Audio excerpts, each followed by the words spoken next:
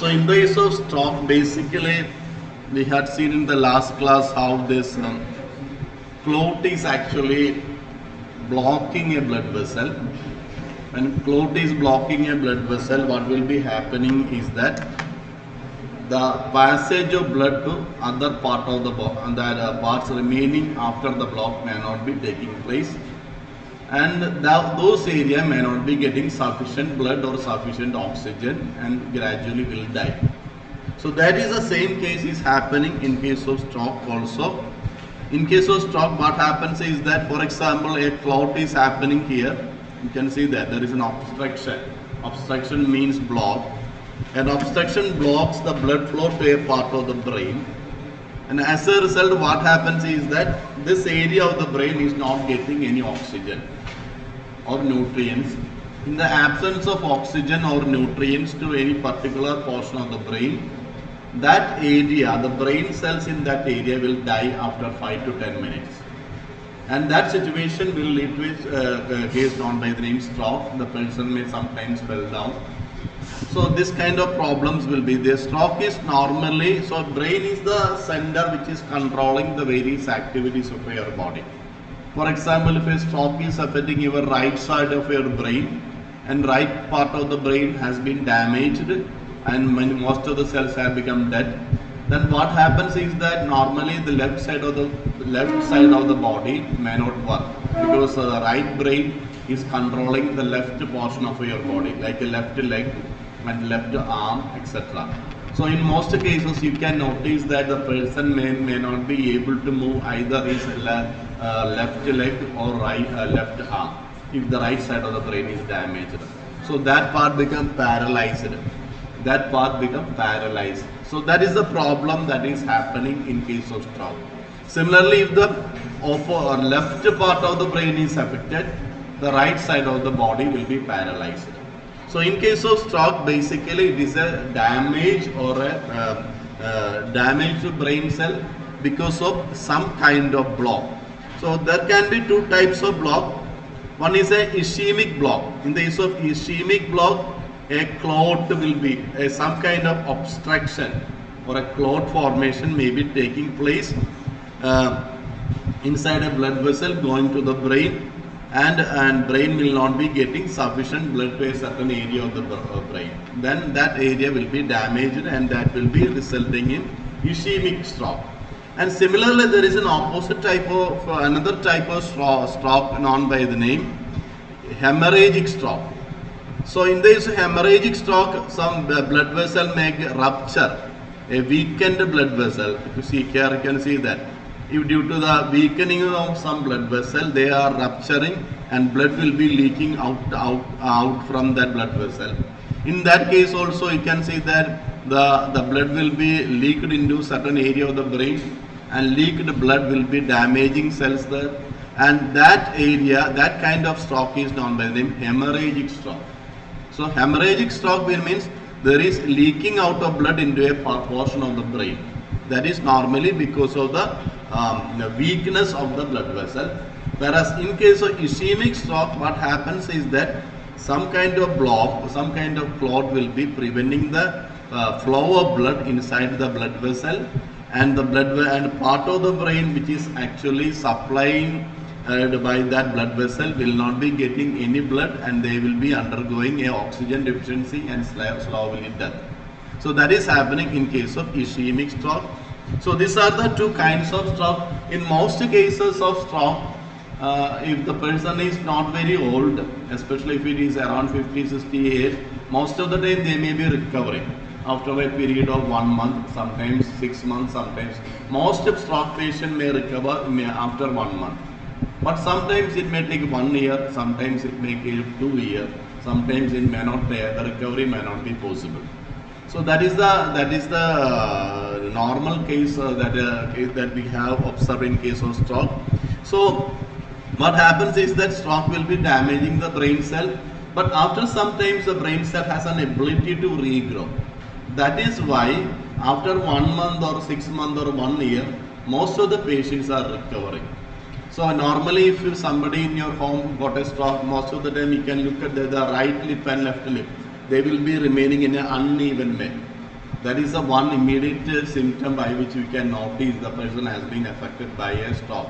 The right and left leg will be positioned in a slightly oblique way, slightly uneven way. So that may be the easy symptom by which we can understand the person has been affected by a stroke. Then another case is the case of angiogram. Angiogram is basically a medical testing device, just like we are using X-ray. So angiogram is an imaging test that uses X-ray to view your body's blood vessel. So in order to check the functioning of the blood vessels in your body, doctors are using an X-ray technology, and that technology is known by the name actually angiogram. So basically the doctors are using this test to study narrow or blocked or enlarged or blood vessels or arteries or veins, and especially in brain, heart, abdomen, etc. So when the blood vessel like artery or vein is having some kind of problem, it can be blocked by a clot or it may be narrow. In such cases, in order to see whether the blood vessel is working properly, doctors will be using this test known by the name angiogram.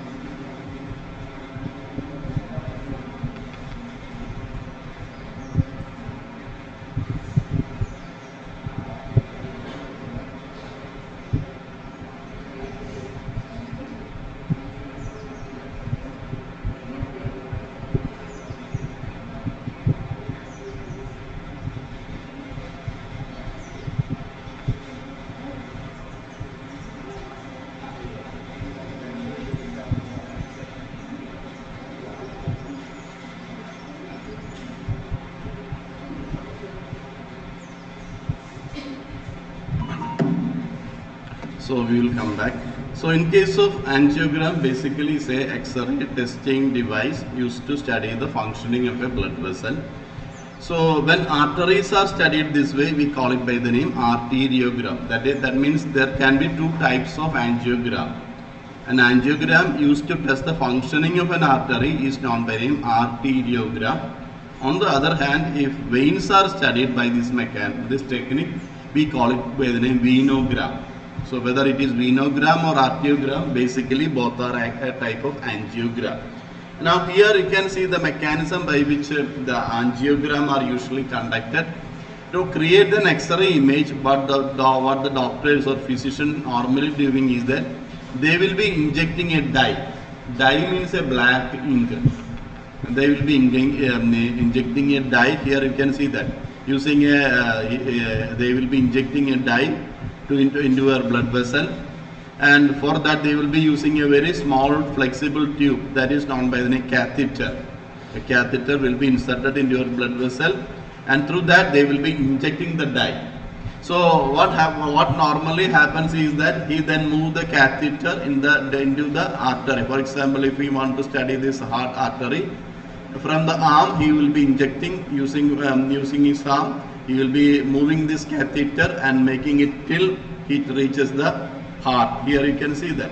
See, so he is inserting the catheter through a artery going to the femur, and the catheter will be moved into the heart and will be finally reaching the heart. So there he will be releasing the dye. For example, this is actually this is a very small tube, and that small tube will be inserted into your blood vessel, and finally that tube will be reaching the heart, almost near the heart, where he will be releasing the dye. So the dye is actually a black ink-like substance, but that is opaque to X-ray. That is a peculiarity. That ink or dye will be opaque. That is X-ray cannot pass through that dye. So when we are taking an X-ray image of that, you can see that here he has taken X-ray image of that. After releasing the dye, doctor will be taking an X-ray image. Now here you can see that here there is a small area, and here if you look at the here, in that small area there is a block that you just see the pointed area. There is some white area here. In that area, the dye may not be able to pass through. That means there is some kind of block. So doctor can understand whether the artery or a vein has been functioning normally or any block like thing has occurring there. So this is the mechanism normally used by the doctor to study the performance of a blood vessel, either an artery or in the case of a vein. So dye the properly, a contrast dye makes the blood flowing inside the blood vessel visible on an X-ray. The contrast is later eliminated from your body through the kidney and through the urine. That is, after this test, the dye may be eliminated or removed from your body normally by the kidney in the form of through your urine. So that is so it is not a very harmful process. Even though we are injecting a dye into that, dye is actually safe for the body and it will be removed by the kidney after some time. So but advantage of this angiogram is that angiogram will help the doctor to study whether any kind of block is existing in your blood vessel. If it is a heart, for example, any block in a heart blood vessel can severely affect the functioning of heart muscles.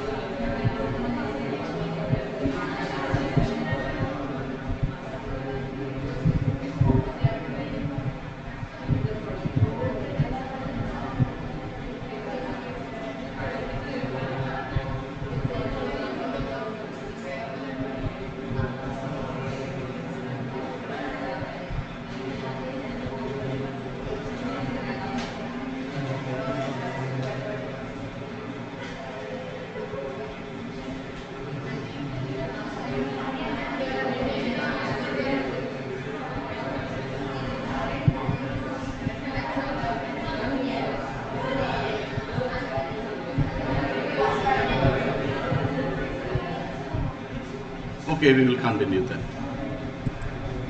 So this is how this angiogram is normally conducted by the doctors. So here you can see that what are the advantages of performing an angiogram. For example, if there is any blockage to artery inside, especially it can be detected by this method, especially peripheral artery disease. It is one advantage. Sometimes there may be enlargement on the artery. That is, certain area of the artery will be bulging. That is known by aneurysm, and that phenomenon can be observed by an angiogram. Then sometimes the conditions of the arteries of the kidney and can be observed by, and there is a renovascular condition. That is the conditions of the kidney arteries.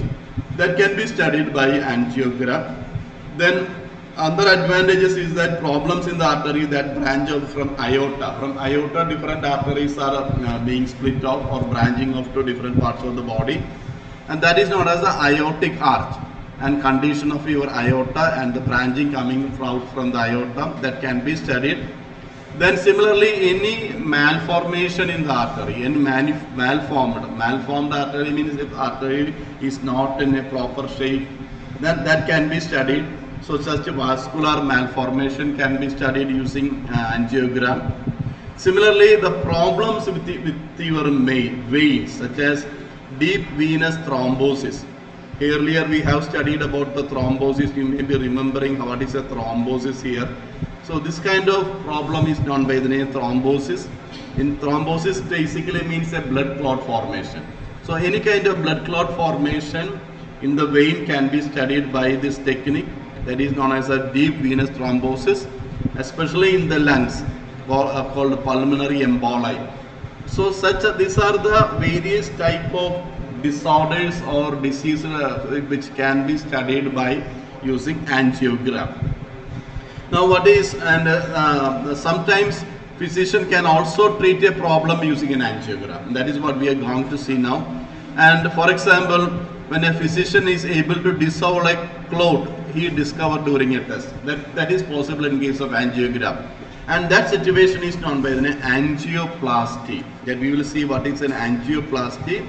Here you can see that in case of an angioplasty, this is basically a non-surgical procedure. So you know how an angiogram is now conducted. They are inserting a catheter, a tube into your blood vessel, and through that tube they will be releasing a dye. Now after some time,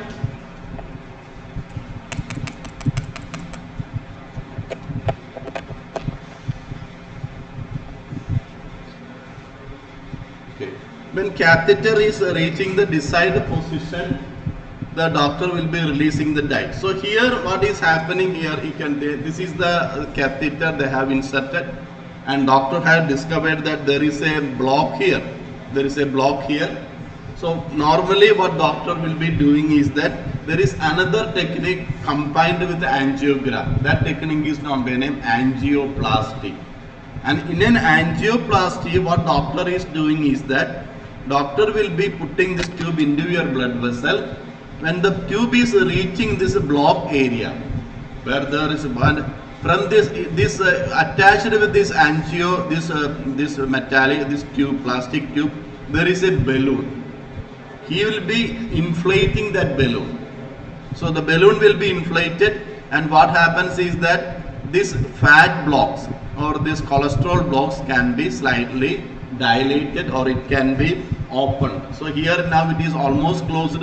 When doctor is inflating the balloon, what happens is that the diameter of the artery will come into its normal position. So that situation, that is known as balloon angioplasty. So he is actually inflating a balloon. Because of the action of the balloon, the arteries will widen and the opening become normal from a narrowed artery. So here you can see that after inflating the balloon, the diameter has become into the normal size. Now there is another situation called stent implantation. Now you might have also heard that doctor has put stent. Stent is basically a metallic ring. Now here you can see that this is the stent that has been inserted by the doctor. Actually here you can see that in case of stent, I will show you a picture of a stent, how a stent will be appearing.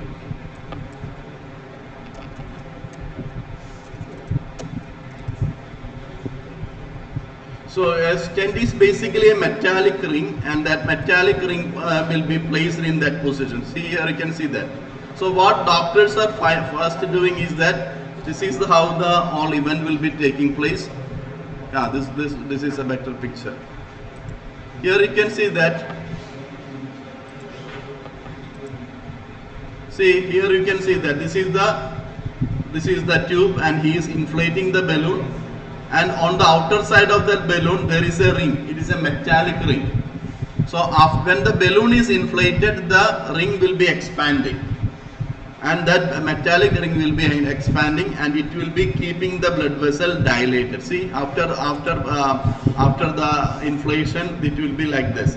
So this is a balloon. When the balloon is inflated, the ring will also expand, and the ring will remain like this. So the blood vessel will remain dilated.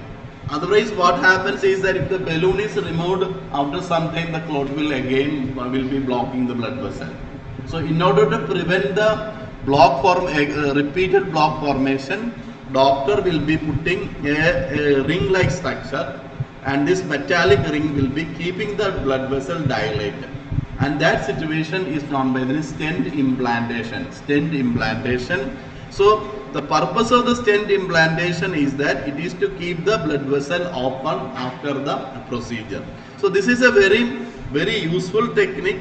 The advantage of the stent implantation is and stent is usually very costly also. For one stent itself, hospitals will charge around 10,000. If there are two, 3 stents, for that stent itself they will be charging 30,000 or 40,000, and other charges for the angioplasty will be coming. So this is basically what is a angioplasty. So angioplasty is basically a technique used along with angiogram. So angiogram is first we will be performing an angiogram. After conducting the angiogram, we will be locating the area of the block, and to that area of the block another balloon to catheter will be inserted, and that balloon will be inflated just like that you are seeing here. After inflating the balloon, they will be placing the stent. Here you can see they will be placing the stent, and stent will be released there, and it will be keeping in that position. So because of the implantation of the stent, the artery will remain dilated like this. So that is the advantage of putting a stent into a blood vessel. So this process is known by the balloon angioplasty as well as stent implantation. So there are other points also here with regard to stent. So one is stent implantation. Then normally the procedure can be completed within 1 to 2 hours. That is, but this is a very costly event also. Usually when there is a stroke or a heart problem, sometimes our hospital insists that you have to go through a angio. But advantage of this angioplasty is that it is a non-surgical method. The doctor is not conducting any surgery here. Only he will be inserting a tube through your artery. So that even though it is costly, from the point of health, there is no surgery, so that patient can go to the hospital after 1 or 2 days in itself. So that is the advantage of this angioplasty. Nowadays it become more and more common, especially in case of heart-related problems or after the occurrence of a heart attack. So these are the things that we have to keep in your mind about the balloon angioplasty, stent implantation, as well as regarding the procedure of angioplasty. Now we have to see. So these are the topics that is present in this area. That is, one is angiogram and other one is the angioplasty.